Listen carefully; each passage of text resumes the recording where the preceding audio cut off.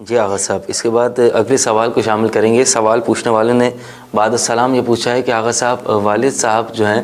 انہوں نے اپنی زندگی میں ہی اپنی ساری جائیداد تمام بچوں میں تقسیم کر دی تھی، لیکن ایک زمین کا ٹکڑا اپنے لیے رکھا تھا اور خود اپنے استعمال میں رکھتے تھے، لیکن انہوں نے سب سے چھوٹے والے بیٹے کو اپنے ہبہ کر دی وہ زمین، اور ہبہ کرنے کے بعد پھر اس زمین کو کسی شخص کو فروخت کر دیا، بیچ دیا، اور بیچنے کے بعد ان کا انتقال ہو گیا۔ تو آغا صاحب یہ بتائیے کہ ابھی ان کا جو ہبہ نامہ ہے وہ بھی موجود ہے، اور اس میں یہ بھی لکھا ہوا ہے کہ یہ زمین میرے چھوٹے بیٹے کے نام پر ہے، لیکن وہ کسی اور کو بیچ کے چلے گئے۔ اب آپ یہ بتائیے کہ اس زمین کا صحیح مالک کون ہے، کہ جس کو ہبہ کی ہے وہ مالک ہے، یا جس کو بیچی ہے وہ اس کا مالک ہے؟ جی آغا صاحب اس کو ذرا دہرائیے جی۔ سب سے پہلے تو آپ نے فرمایا کہ اپنی جو زمین ہے اس کو اولاد میں تقسیم کر دیا ہے۔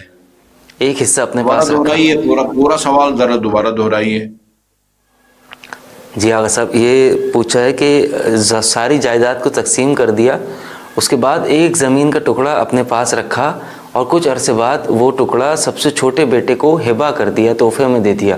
اور پھر اس زمین کو کسی کو بیچ دیا، یعنی کسی اور بندے کو فروخت کر دی وہ زمین، اور اس کے بعد ان کا انتقال ہو گیا۔ اب یہ مسئلہ ہے کہ وہ جو ہبہ نامہ انہوں نے لکھا تھا، جو کاغذ پر انہوں نے یہ لکھی تھی کا بات کہ میں اپنے بیٹے کو، چھوٹے والے بیٹے کو یہ زمین تحفے میں دے رہا ہوں، وہ پرچہ ابھی موجود ہے، اور جو زمین بیچی تھی وہ نادانستہ طور پر بیچ دی، اور یہ بات ذہن میں نہیں رہی ان کے کہ انہوں نے ہبہ کی ہوئی تھی، اور انہوں نے زمین کی رقم لے کر اس کو خرچ کر دیا۔ تو اب زمین کا صحیح مالک کون ہے؟ بیٹا مالک ہے یا وہ جس کو زمین بیچی ہے وہ مالک ہے؟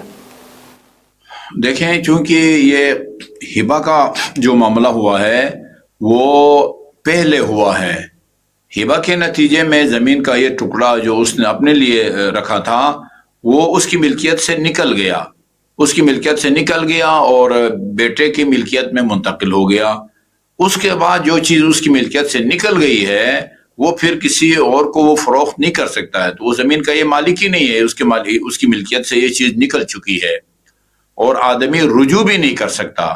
یعنی اگر ایک اجنبی آدمی کوئی ایسے کسی آدمی کو کوئی چیز ہبہ کر کے دے دے تو وہ رجوع کر سکتا ہے، بھائی میں پشیمان ہو گیا ہوں، میں اپنا فیصلہ واپس لے لیتا ہوں، اس سے وہ لے سکتا ہے، بشرطی کہ وہ جو چیز بطور ہدیہ دی گئی ہے اس کو آگے نہ بیچا ہو، یا اس میں ایسا تصرف نہ کیا گیا ہو کہ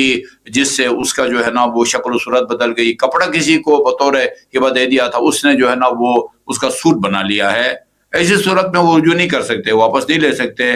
لیکن اگر وہ صحیح سالم ہو تو وہ واپس لے سکتا ہے، اگر وہ اس کی سلائی ہو گئی ہے، سوٹ بنا لیا تو واپس نہیں لے سکتا۔ لیکن جو یہ باپ بیٹے کا ہے، یہ ارحام بھائی بھائی کو دیتا ہے،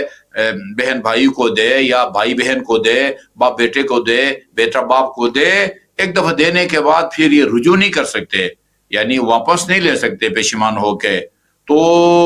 یہ ہے کہ یہ جو ہبہ کا معاملہ ہے یہ پہلے انجام پایا ہے، اس کے نتیجے میں زمین کا ٹکڑا باپ کی ملکیت سے نکل کے